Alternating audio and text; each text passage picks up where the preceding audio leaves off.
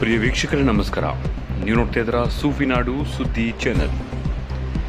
ಬೀದರ್ ಕಾಂಗ್ರೆಸ್ ಪಕ್ಷದ ನಿಷ್ಠಾವಂತ ಮುಖಂಡರು ಹಾಗೂ ಪಕ್ಷದ ಕಟ್ಟಾಳು ಅನಿಲ್ ಜಾಧವ್ ಅವರನ್ನು ವಿಧಾನ ಪರಿಷತ್ ಸದಸ್ಯರನ್ನಾಗಿ ನೇಮಕ ಮಾಡುವಂತೆ ಕರ್ನಾಟಕ ಕ್ರೈಸ್ತ ಯುವ ರಕ್ಷಣಾ ಸಮಿತಿಯ ಜಿಲ್ಲಾಧ್ಯಕ್ಷರಾದ ಇಮಾನುವೇಲ್ ಮಂದಕನಳ್ಳಿ ಅವರು ತಿಳಿಸಿದರು.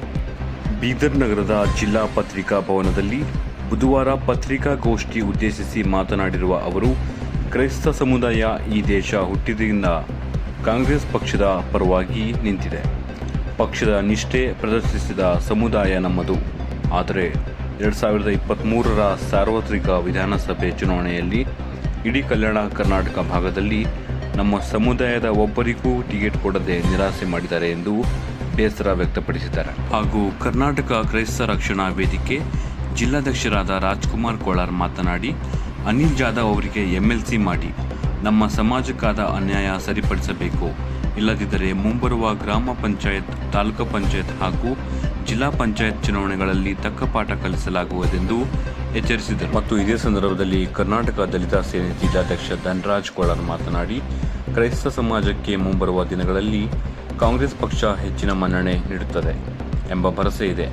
ಅನಿಲ್ ಜಾಧವ್ ಅವರಿಗೆ ವಿಧಾನ ಪರಿಷತ್ಗೆ ನೇಮಕ ಮಾಡಿದರೆ ಕಲ್ಯಾಣ ಕರ್ನಾಟಕ ಭಾಗದ ಕ್ರೈಸ್ತ ಸಮುದಾಯಕ್ಕೆ ಗೌರವ ಕೊಟ್ಟಂತಾಗುತ್ತದೆ ಎಂದು ತಿಳಿಸಿದರು. ಕರ್ನಾಟಕ ಜನತೆಗೆ ಮೊಟ್ಟ ಮೊದಲನೇದಾಗಿ ಜೈ ಕ್ರಿಸ್ತ್. ನಾವು ಇಂದು ಬೀದರ್ ಜಿಲ್ಲೆಯಲ್ಲಿ ಕರ್ನಾಟಕ ಕ್ರೈಸ್ತ ಯುವ ರಕ್ಷಣೆ ಸಮಿತಿ ಬೀದರ್ ಜಿಲ್ಲಾ ವತಿಯಿಂದ ಸುದ್ದಿಗೋಷ್ಠಿ ಮಾಡುವ ಉದ್ದೇಶವೇನಂತಂದ್ರೆ, ಕಾಂಗ್ರೆಸ್ ಪಕ್ಷದಲ್ಲಿ ನಮ್ಮ ಕ್ರೈಸ್ತ ಸಮಾಜವು ಸುಮಾರು ವರ್ಷಗಳಿಂದ ಈ ಕಾಂಗ್ರೆಸ್ ಪಕ್ಷಕ್ಕೆ ಒಂದು ಬೆನ್ನೆಲುಬಾಗಿ ಮತ ಹಾಕ್ತಾ ಬಂದಿದೆ. ಆದರೆ ಈ ಒಂದು ಉತ್ತರ ಕರ್ನಾಟಕ ಭಾಗದಲ್ಲಿ ನಮ್ಮ ಕಾಂಗ್ರೆಸ್ ಪಕ್ಷದ ವರಿಷ್ಠ ಈ ಒಂದು ಕ್ರೈಸ್ತ ಸಮಾಜಕ್ಕೆ ಯಾವುದೇ ತರದಂತ ಒಂದು ದೊಡ್ಡ ಹುದ್ದೆ ಸ್ಥಾನಮಾನ ಕೊಡುವುದರಲ್ಲಿ ಸ್ವಲ್ಪ ಎಡವಟ್ಟಾಗಿದೆ. ಯಾಕಂತಂದ್ರೆ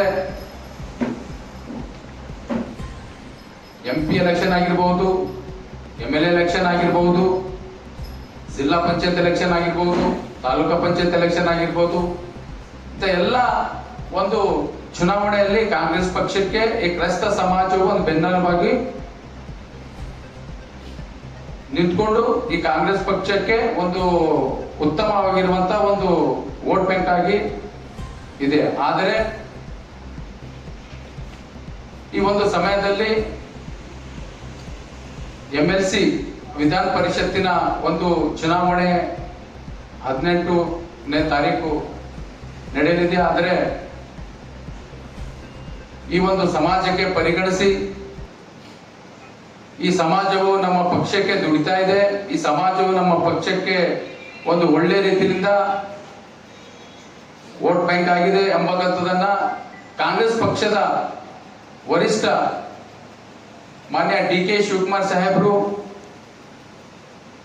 ಮಾನ್ಯ ಸಿದ್ದರಾಮಯ್ಯ ಸಾಹೇಬರು ಮತ್ತು ವಿಶೇಷವಾಗಿ AICC ಅಧ್ಯಕ್ಷರಾಗಿರುವಂತಹ ಶ್ರೀ ಮಲ್ಲಿಕಾರ್ಜುನ್ ಖರ್ಗೆ ಸಾಹೇಬರು ಮತ್ತು ಲೋಕಸಭಾ ವಿರೋಧ ಪಕ್ಷ ನಾಯಕರಾಗಿರುವಂತಹ ರಾಹುಲ್ ಗಾಂಧಿ ಸಾಹೇಬರಿಗೆ ಬೀದರ್ ಜಿಲ್ಲೆಯ ವತಿಯಿಂದ ನಿಮಗೆ ಕಳಕಳಿ ಮನವಿ ಏನಂತಂದ್ರೆ, ಈ ನಮ್ಮ ಭಾಗದಲ್ಲಿ ಉತ್ತರ ಕರ್ನಾಟಕ ಭಾಗದಲ್ಲಿ ಕ್ರೈಸ್ತ ಸಮಾಜಕ್ಕೆ ಒಂದು ವಿಧಾನ ಪರಿಷತ್ತಿನ ಒಂದು ಟಿಕೆಟ್ ಕೊಟ್ಟು ಈ ಸಮಾಜಕ್ಕೆ ಒಂದು ನ್ಯಾಯ ಒದಗಿಸಿಕೊಡ್ಬೇಕಂತಂದದ್ದು ತಮ್ಮಲ್ಲಿ ಕಳಕಳಿ ವಿನಂತಿ ಮಾಡಿಕೊಳ್ಳುತ್ತೇವೆ.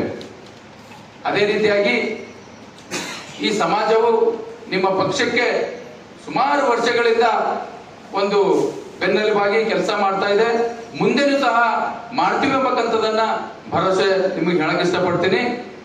ಅದೇ ರೀತಿಯಾಗಿ ನಮ್ಮ ಬೀದರ್ ಜಿಲ್ಲೆಯಲ್ಲಿ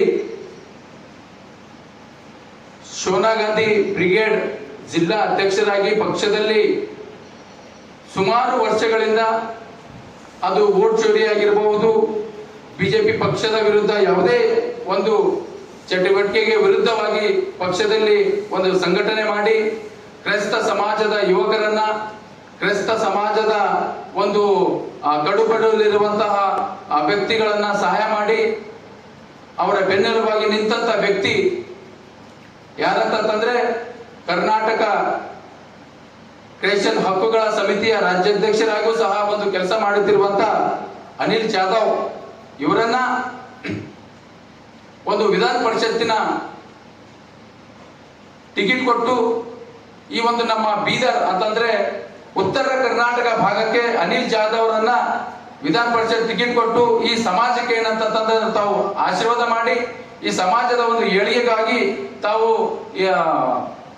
ಅನಿಲ್ ಜಾಧವ್ ಅವರನ್ನ ಒಂದು ವಿಧಾನ ಪರಿಷತ್ ಟಿಕೆಟ್ ಕೊಡ್ಬೇಕಂತ ತಮ್ಮಲ್ಲಿ ವಿನಂತಿಸಿಕೊಳ್ತೇವೆ. ಧನ್ಯವಾದ. ಕಾಂಗ್ರೆಸ್ ಪಕ್ಷದಲ್ಲಿ ನಾವು ಸತತವಾಗಿ ದುಡಿತಾ ಇದ್ದೇವೆ ಸರ್. ನಾವೇನು ಕೆಲಸ ಮಾಡೋದನ್ನೇ ಕೇಳ್ತಾ ಇಲ್ಲ ಸರ್. ಇಲ್ಲಿರುವಕ್ಕಂತ ಈ ಭಾಗದಲ್ಲಿ ಹೈದರಾಬಾದ್ ಕರ್ನಾಟಕ, ಕಲ್ಯಾಣ ಕರ್ನಾಟಕ ಭಾಗದಲ್ಲಿ ಸುಮಾರು ವರ್ಷಗಳಿಂದ ನಮ್ಮ ಕ್ರೈಸ್ತರು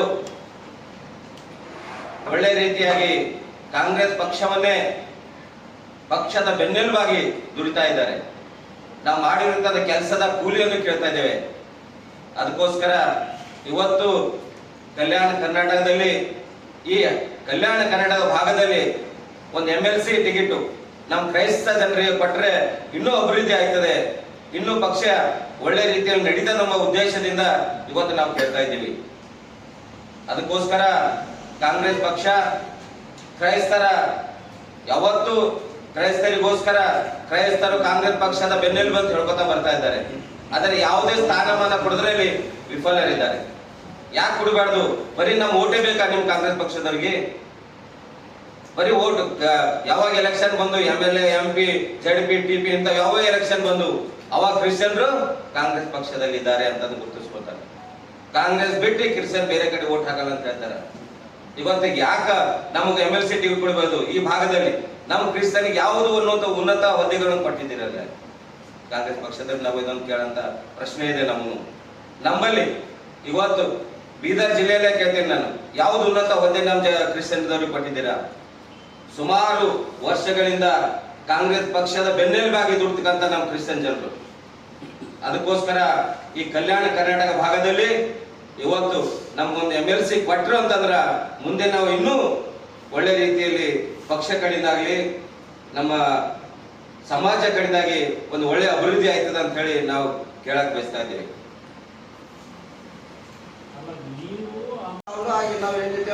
ತೋರಿಸ್ಬೇಕಾಗ್ತದೆ. ಯಾಕಂದ್ರೆ ಉಡಾಲ್ ಪಕ್ಷದ ಮುಂದಿನ ತೋರಿಸ್ತೀವಿ ಸರ್. ಯಾಕಂದ್ರೆ ಕ್ರಿಶ್ಚಿಯನ್ ಸಮುದಾಯ ಏನಂದ್ರೆ ಕಾಂಗ್ರೆಸ್ ಪಾರ್ಟಿನೇ ಕ್ರಿಶ್ಚಿಯನ್ ಕಾಂಗ್ರೆಸ್ ಪಾರ್ಟಿ ಅಂತ ಹೇಳಿ ತೋರಿಸ್ತದೆ. ಈಗ ನಮ್ಗೆ ಒಂದು ಹಕ್ ಬೇಕಲ್ಲ ಸರ್. ಈಗ ಹಕ್ಕೆ ಸಿಗ್ಲಿಲ್ಲ ಅಂದ್ರೆ ಈಗ ಮುಂದೆ ಬರೋಂಥ ಸಮಯ ತೋರಿಸ್ತದೆ ಸರ್. ಇನ್ನೂ ಸಮಯ ಅದನ್ನ ಇಲ್ಲೇ 2 ತಿಂಗಳು